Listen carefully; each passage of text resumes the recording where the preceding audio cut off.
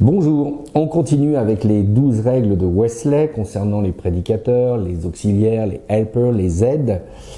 J'ai traité en 2 fois la première règle et là on va aborder la deuxième. Je vais vous la lire et puis je vais vous en parler parce que si on la prend de manière littérale, on va se dire « Oula, qu'est-ce que c'est que ce truc ?» La règle dit « Soyez sérieux, que votre devise soit sainteté à l'Éternel. Évitez toute légèreté, toute plaisanterie, toute conversation frivole. » Je rappelle, nous sommes dans le langage du XVIIIe siècle. L'idée d'être sérieux ne veut pas dire ne pas avoir d'humour, ne pas rire dans la vie, ne pas faire de blagues. Attention, à nouveau, un texte sorti de son contexte devient un prétexte.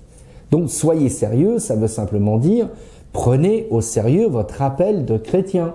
Ça ne veut pas dire prenez-vous la grosse tête, je précise, à nouveau. Ça ne veut pas dire que, vous savez, il y a des gens, et ça j'ai vu ça dans beaucoup d'églises, les gens viennent au début à l'église, ils sont vraiment gentils, ils ont une joie de vivre, etc. Et puis après, ils adoptent les règles du groupe et d'un coup, on voit quelqu'un arriver avec la cravate alors que jusqu'à maintenant, il n'avait pas la cravate, ou madame habillée avec ses habits du dimanche alors qu'en réalité, elle venait auparavant en jean, basket. Ça, c'est ce que j'appelle se prendre au sérieux. Ça veut dire que quelque part, on joue à quelque chose qui n'est pas de l'ordre du naturel. On se crée un personnage et on existe à travers ce personnage. C'est ce que l'on appellerait dans certains milieux la théâtralisation de son parcours de foi. Ce n'est pas ce que nous invite à considérer Wesley dans cette règle. Être sérieux, ça veut dire prenez au sérieux le fait que vous dites servir Dieu, que l'Éternel est 3 fois saint, que le Dieu de Jésus-Christ et que Jésus-Christ est votre source première de référence. Donc, prenez au sérieux ce que vous faites.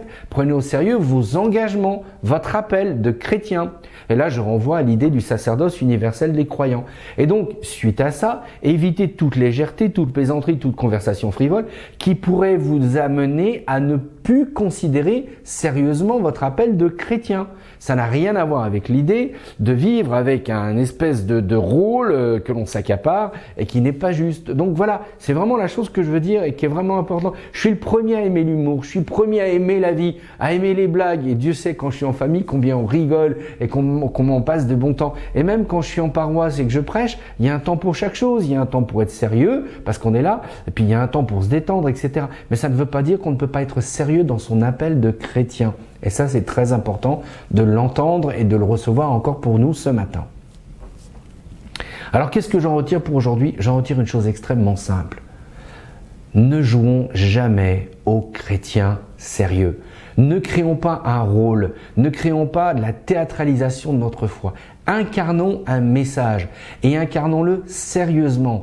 Et lorsque l'on a de l'humour, lorsqu'on est en famille et qu'on rigole, etc., n'oublions jamais qu'à tout moment, quelqu'un peut dire « Pourquoi tu crois en Jésus-Christ ?» Et que si vos propos-là sont complètement à l'opposé de ce que les gens vont attendre de vous, il y a quelque chose qui ne va pas. Donc, ne vous contentez pas de jouer aux chrétiens, mais incarnez la foi que vous avez en Jésus-Christ dans tous les aspects de votre vie.